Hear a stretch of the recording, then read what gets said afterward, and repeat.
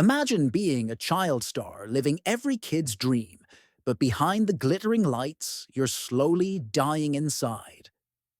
That's the story Jennette McCurdy lays bare in her raw, gut-wrenching memoir, I'm Glad My Mom Died. It's not just a catchy title.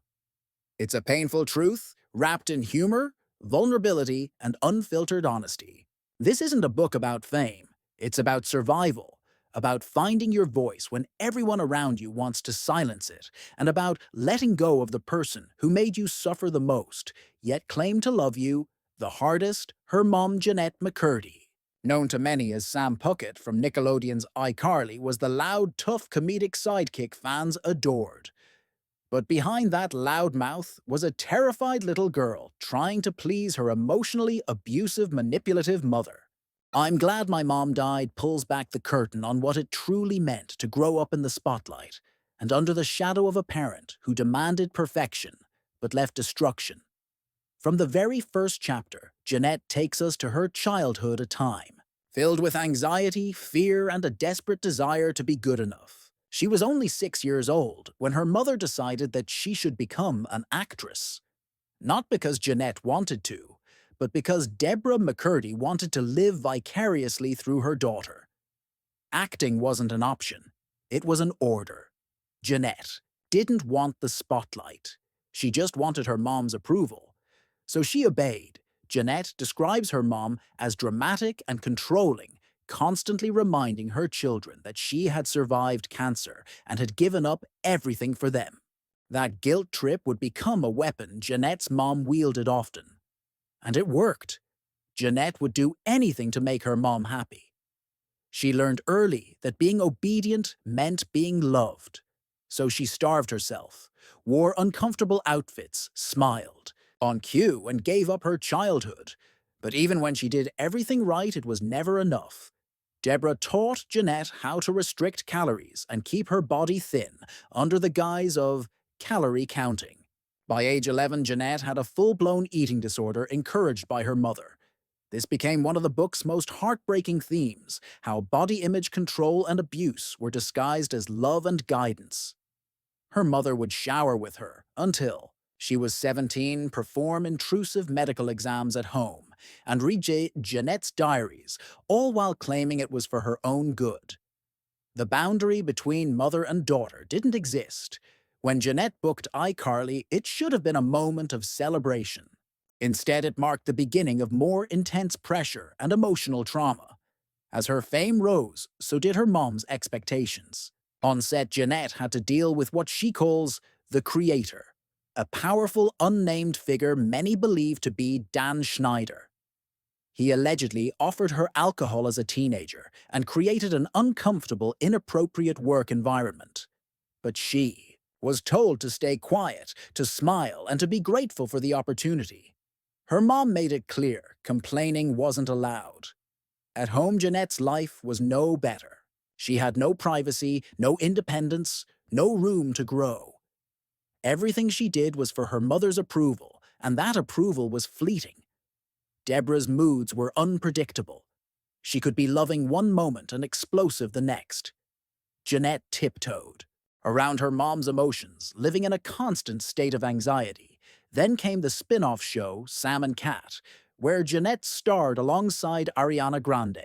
This chapter in her life reveals another layer of pain, jealousy, and resentment.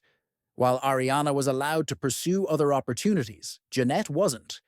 She was restricted by the network, controlled by contracts, and silenced by fear. Her mom pushed her to keep going, to be professional, and to not make waves, even as her mental health deteriorated. Jennette felt invisible and trapped. Deborah's influence extended into every part of Jennette's life, including her relationships. Jennette wasn't allowed to date, and when she finally did, she hid it in fear.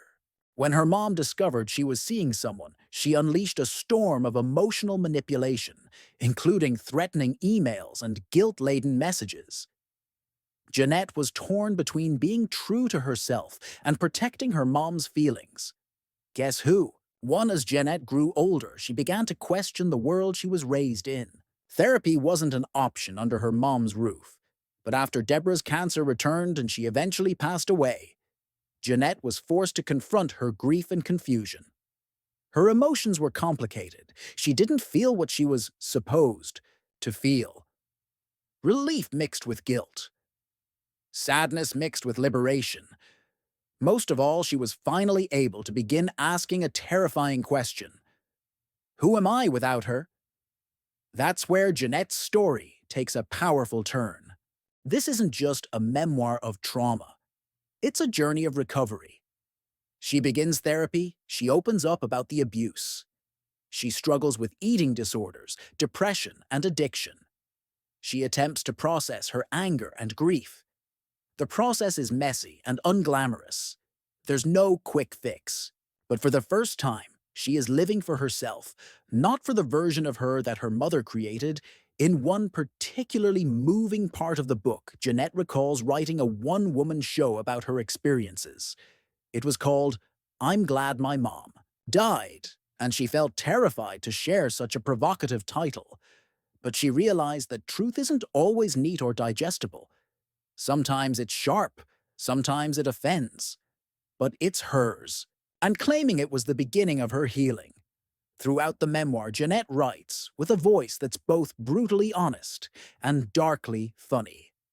Her humor isn't used to hide the pain, but to show just how absurd and cruel her experiences were. She doesn't sugarcoat anything. Not her mom's behavior, not her own mistakes, not the price of child fame. And that's what makes this book so captivating. It's not just a tell-all, it's a reckoning. Jennette also explores how difficult it is to grieve someone who hurt you. Society tells us to honor our parents no matter what, to mourn their passing, to remember only the good. But Jennette can't do that. Her mother was both her tormentor and her idol. Her loss was both freedom and heartbreak. The title I'm Glad My Mom Died isn't about hate. It's about truth. It's about finally having the space to breathe, to recover, to become someone new. By the end of the book, Jennette isn't fully healed, and she doesn't pretend to be. But she's aware. She's learning. She's reclaiming her life one step at a time.